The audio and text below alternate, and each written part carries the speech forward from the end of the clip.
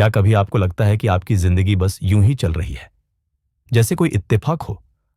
असल में ऐसा नहीं है। आपका जन्म, आपका परिवार, आपके रिश्ते, आपकी खुशियां और यहां तक कि आपके दुख, ये सब पहले से तय थे।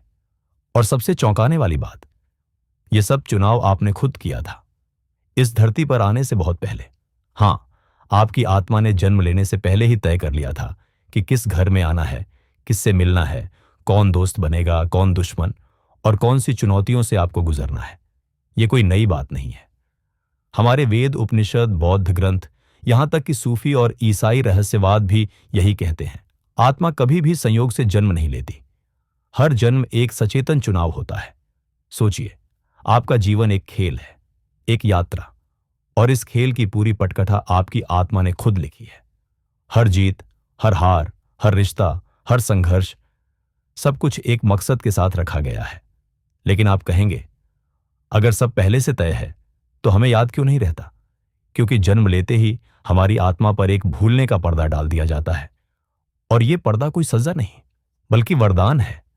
अगर हमें सब कुछ याद होता तो हम असली अनुभव महसूस ही नहीं कर पाते। प्यार, खोना, दर्द, खुशी, सबका स्वाद तभी आता है जब हम उन्हें नए सिरे से जीते हैं। और सबसे दिलचस्प बात, आपके जीवन में जो लोग आए हैं, माता पिता, दोस्त, साथी, यहां तक कि वो लोग जिन्होंने आपको तकलीफ दी, कोई भी संयोग नहीं है। ये सब आत्मा के अनुबंध हैं जो जन्म से पहले ही तय हो चुके थे। हर कोई आपकी कहानी में एक भूमिका निभा रहा है।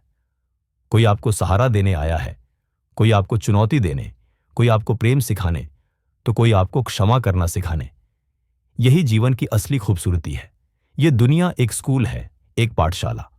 हर अनुभव, हर चुनौती, हर रिश्ता, सब एक सबक है। यहां तक कि मृत्यु भी अंत नहीं है, बल्कि अगले अध्याय की शुरुआत है। आत्मा फिर से समीक्षा करती है, और जब तैयार होती है तो एक नया जन्म चुन लेती है, जब तक कि वह अपने सारे सबक पूरे न कर ले और असली मुक्ति, मोक्ष तक न पहुंच जाए। लेकिन इस पूरी योजना के बीच आपको दी गई है एक सबसे बड़ी ताकत, स्वतंत्र इच्छा। हां, ब्लूप्रिंट आत्मा ने बनाया है, लेकिन कहानी हर पल आप लिख रहे हैं। आपके फैसले, आपके कर्म, आपकी भावनाएं, यही आपके जीवन की दिशा तय करते हैं। तो अगली बार जब जिंदगी मुश्किल लगे, रुककर याद रखिए, यह वही रास्ता है जिसे आपकी आत्मा ने खुद चुना है। सीखने और बढ़ने के लिए। आप सिर्फ एक शरीर नहीं हैं, आप एक यात्री हैं, और यह यात्रा अनंत है। ऐसे ही और वीडियो के लिए हमारे चैनल इन्फिनिट एनर्जी को सब्सक्राइब करें। तो बात साफ है, हम सब यहां बस यूं ही नहीं आ गए। हमारी आत्मा ने खुद तय किया कि उसे किन परिस्थितियों से गुजरना है, किन रिश्तों से सीखना है और किस राह पर बढ़ना है। अब सवाल ये उठता है, आत्मा आखिर ऐसा क्यों करती है? क्यों उसे बार बार धरती पर आना पड़ता है? दरअसल आत्मा का स्वभाव है सीखना और बढ़ना।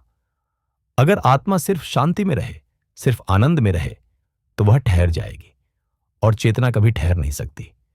चेतना का असली स्वभाव है विस्तार। यही वजह है कि आत्मा खुद चुनती है कठिनाइयां, दुख, चुनौतियां, और यहां तक कि ऐसे रिश्ते भी जो उसे दर्द दें, क्योंकि इन्हीं अनुभवों से आत्मा गहराई हासिल करती है। जरा सोचिए, बीज को अंकुर बनने के लिए अंधेरी मिट्टी और बारिश झेलनी पड़ती है। सोना चमकने के लिए आग में तपता है। वैसे ही आत्मा को भी कठिनाइयों से गुजरना पड़ता है ताकि वह अपने असली तेज को पहचान सके। और यहां सबसे बड़ा नियम काम करता है, कर्म। कर्म का मतलब क्या है?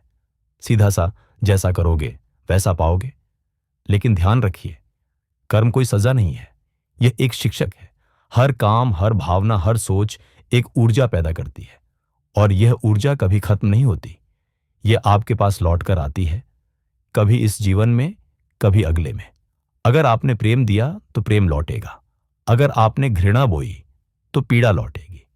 लेकिन यह सब आपको सिखाने के लिए होता है कि आगे कैसे जीना है। आपका यह जीवन आपके पिछले कर्मों का प्रतिबिंब है। कभी आपने किसी को सहारा दिया था तो आज कोई आपको थाम लेता है। कभी आपने किसी का दिल दुखाया था तो आज आप वही दर्द महसूस करते हैं। यह कोई सजा नहीं है, बल्कि सीखने का अवसर है। अब आते हैं एक और गहरे रहस्य पर, आत्मिक अनुबंध। यानी वे आत्माएं जिनसे आप जन्म से पहले समझौता करते हैं। आपके माता पिता, आपके मित्र, आपका जीवन साथी, यहां तक कि वे लोग जिन्होंने आपको तकलीफम दी, सब आपकी आत्मा के साथ एक अनुबंध में बंधे होते हैं। कभी वे आपको प्रेम सिखाने आते हैं, कभी चुनौती देने, कभी आपकी ताकत जगाने। इसलिए कोई रिश्ता व्यर्थ नहीं होता। हर मुलाकात, हर जुड़ाव आपकी आत्मा की यात्रा का हिस्सा है। और आत्मा कभी अकेली नहीं होती। उसके साथ हमेशा होते हैं आध्यात्मिक मार्गदर्शक। ये ऐसे दिव्य साथी होते हैं जो आत्मा को राह दिखाते हैं। वे आपके फैसलों में दखल नहीं देते, लेकिन हर बार जब आप भटकते हैं तो संकेत देते हैं। कभी सपनों के जरिए, कभी अचानक आई समझदारी से, कभी किसी अनजान शख्स की बात से। तो जब भी जीवन में आपको लगे कि रास्ता धुंधला है, याद रखिए, आप अकेले नहीं हैं। आपकी आत्मा के साथ एक पूरी दिव्य टीम है जो आपको सहारा देती रहती है। लेकिन यहां एक ट्विस्ट है।